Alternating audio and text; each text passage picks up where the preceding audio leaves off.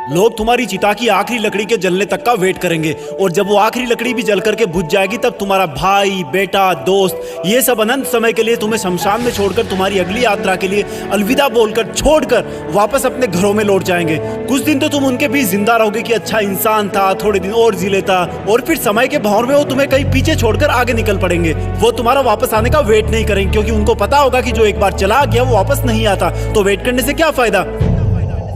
बस तुम्हारी कहानी यहीं पर खत्म हो जाएगी। तुम ऊपर से देखकर सोचोगे कि लोग कितने स्वार्थी थे, जब मैं उनके काम आता था तो कितने पास रहते थे। आज मैं जब दुनिया से चला गया हूँ तब भी दुनिया वैसी ही चल रही है। तुम्हें अफसोस होगा कि क्या मैं इन्हीं लोगों के लिए जन्म लेकर पृथ्वी पर गया था। तुम उनसे बहुत सवाल करना चाहोगे लेकिन लाख कोशिशों के बाद भी तुम्हारी आवाज उन तक नहीं पहुंच पाएगी।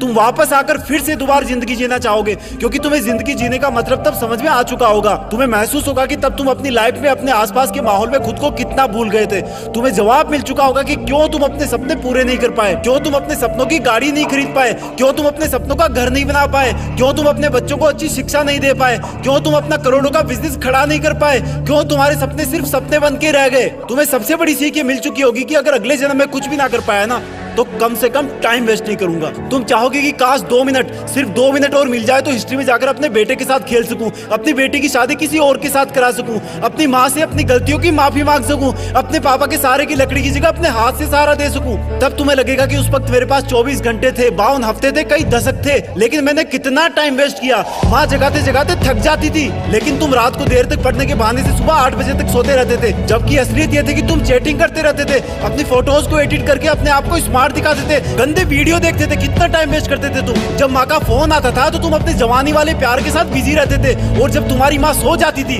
तब तुम फॉर्मेलिटी के लिए एक मिस कॉल छोड़ दिया करते थे ताकि तुम सुबह ये दिखावा कर सको कि तुमने इतनी रात को भी कॉल बैक किया। Shame on you idiot. तुम हर काम को, पढ़ाई को कल पे टाल दिया करते थे। जो हाथ तुम्हारे बूढ़े माँ बाप को सहारा देने चाहिए थे वो हाथ हमेशा बिना मतलब ही मोबाइल पर उंगलियां फिराने में बिजी रहता था। तुमने कितने घंटे सुबह लेट उठने की वजह से बर्बाद किए। उन घंटों को मिला के कई दिन बन जाते। दिन से महीने और महीनों से कितने साल की जिंदगी तू एक्स्ट्रा जी सकता था। मेहनत करके अपने सपने पूरे कर सकता था, अपने माँ बाप को भी कहीं घुमाने ले जा सकता था, अच्छी किताबें पढ़ के अपनी लाइफ में कितनी वैल्यूज ऐड कर सकता था। अब मरने के बाद 1 मिनट तो क्या, 1 माइक्रो सेकंड भी नहीं मिल सकती तुझे, क्योंकि जिंदगी में कितने ही साल पहले ही मिल चुके थे तुझे।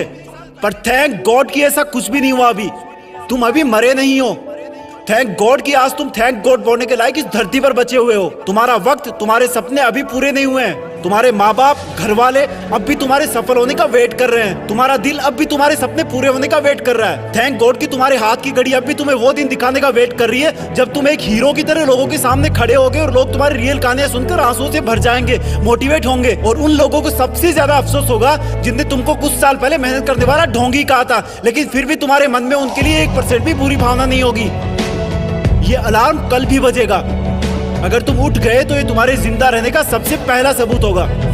अगर तुम अलार्म बजने से भी पहले उठकर अलार्म को बंद करके अपने काम पर लग गए तो ये तुम्हारे सफल होने का सबसे बड़ा सबूत होगा। और अगर अब भी तुम डेली 12 घंटे सोओगे तो तुम्हारी आधी लाइफ तुम मरे हुए के समान जियोगे, क्योंकि सोता हुआ और मरा हुआ इंसान इस दुनिया में नहीं रहता। तुम्हारा आउटपुट एब्सोल्यूट 0 रहता है। अगर तुम डेली 8 घंटे सोओगे तो तुम्हारी 1/3 लाइफ ऐसे ही खत्म हो जाएगी, और अगर डेली तुम 6 घंटे सोओगे तो तुम्हारी 1/4 लाइफ ऐसे ही गुजर जाएगी। अरे कई महान लोग तो सिर्फ 4 घंटे सोया करते थे। रात को सोकर सुबह उठने का मतलब है कि हमें और मौत में 1 दिन का फासला और कम हो गया है। इससे पहले कि मौत तुम्हारे पास पहुंचे तुम अपनी मंजिल तक पहुंच जाओ। अपनी कहानी लिख दो।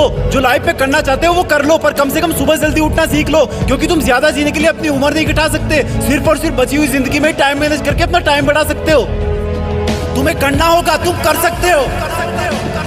You can do it, you can manage your time. तुम्हें बाद में पछताने से पहले अभी अपने टाइम को सही ढंग से यूज करना होगा।